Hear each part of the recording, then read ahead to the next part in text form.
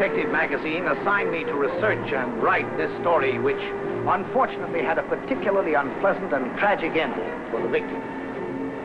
According to the record, the first report of the tragedy was turned in by a police officer who was patrolling the deserted downtown business district of Los Angeles, California, at 5:30 a.m., the last hour of the graveyard shift.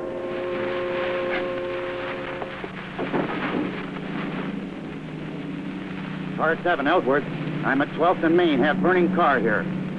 Appears to be a body in the front seat, requesting registration information on California license CEX 5148.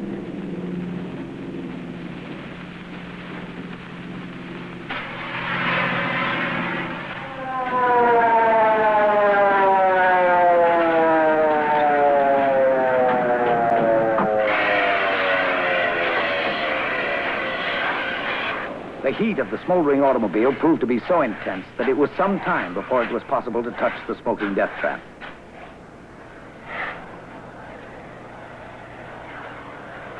Detectives McClellan and Franklin maintained their macabre vigil, along with the curious who had been attracted to the deserted business area by the smoke and fire. Say, you work in the neighborhood? That's right. I'm the janitor in that building over there. Name's Jim Ballinger. All these buildings have night janitors. That's right. At least most of them do. Some of them have watchmen. Yeah, I guess all of these buildings get cleaned up at night. Anybody work in the cafe? Yeah, it's Mike Duran's place. Who works there at night? Mike Duran. Yeah, he stays open pretty late. Sometimes he doesn't finish up till about 5, 6 o'clock in the morning. These fellows all work around here. Oh, sure. They're janitors, too. Thanks. Not at all, officer. Don't mention it.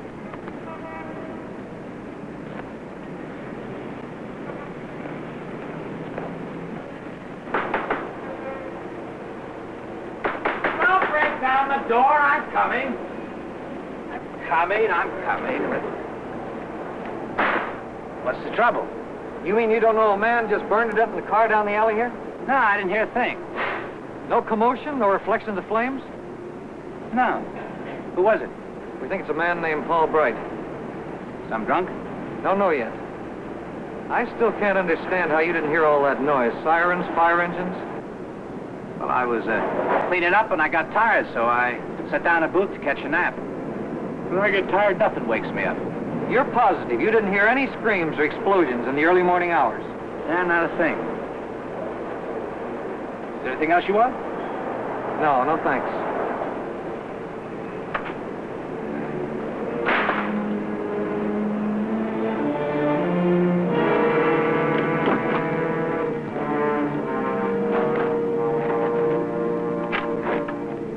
Can you tell me where your brother was supposed to be last night?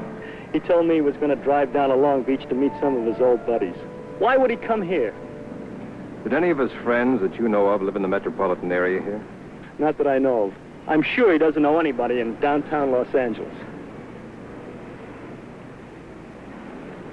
Excuse us a moment. What's it look like to you? Ellsworth didn't see the flames till they came down the alley. The car must have been burning for quite some time before then. By then it was too late. Could it have been a short circuit, a cigarette, too much liquor? All he had to do was open the car door and fall out. Looked like he was sleeping. He might have known he had too much to drink and thought he was being cautious. I don't think that's what happened. I think he was put to the torch. What makes you so sure? But when Ellsworth got here, there was a strong odor of gasoline seeping from the interior of the car. More important, there's a jack handle lying in the front seat of the car next to the victim. Notify the coroner immediately. We'll have to take you down to headquarters for identification. Maybe it's not my brother. Maybe it's somebody else. Maybe it is. We'll find out. Fine thing getting me up at this time in the morning to do an autopsy. I'm sorry, Doc, but all the circumstances are suspicious. Yeah, aren't they? Well, the man suffered numerous facial injuries and skull fracture. Indications are he was savagely beaten with a blunt instrument. It'll be some time before I can have a detailed report, but you're on solid ground if you're investigating this as a homicide. With a fire like that, it's going to be pretty difficult to secure any worthwhile evidence. His wristwatch stopped at 3:15. I'm having that sent to your office. Thanks very much, Doc. Don't mention it. Oh, and don't mind if I omit the good morning. I don't mind. The heat didn't mess up the spring action of the watch.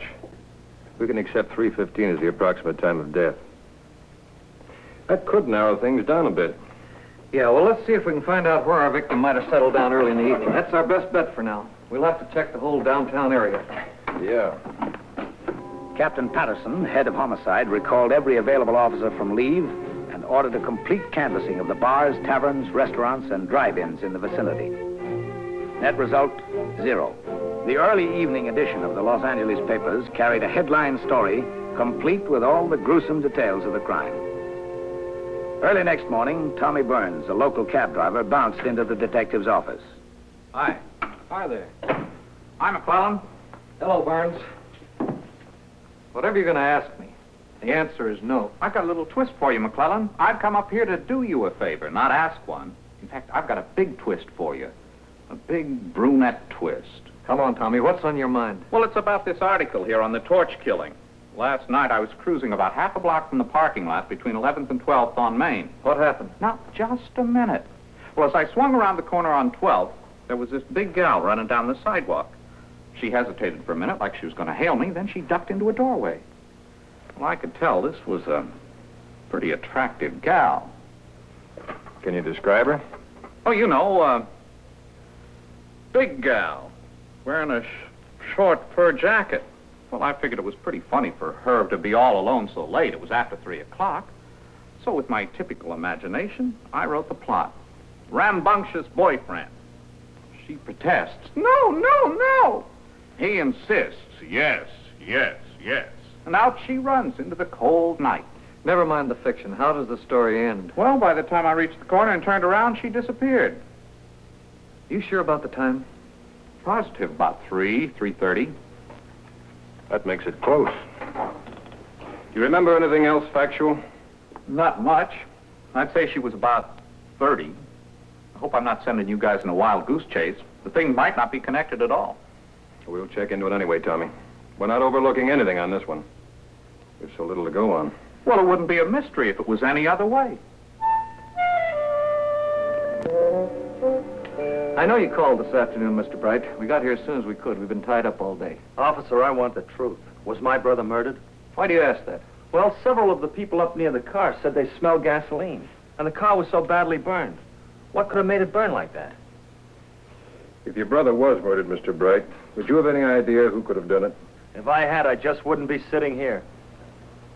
I'll have to tell you sooner or later. Your brother was beaten to death before the car was set afire. But who could have done such a thing? Paul didn't have an enemy in the world. He was always laughing and clowning. Did he have a girl? Yeah, several. You know, he sort of played the field. Do you know whether he ever went with a tall brunette? Not that I know of. Why'd he ask? We have a witness that places a tall brunette near the scene of the crime at the approximate time of Paul's death. She may have taken him there and had somebody waiting for him. What do you mean? Well, it's an old story. Fella tries to do a little friendly spending to brighten the place up a little, and somebody sees him, decides to take him for a ride. Usually they use a woman as a lure. I think you're on the wrong trail this time. Paul had less than $20 on him. Men have been killed for a lot less.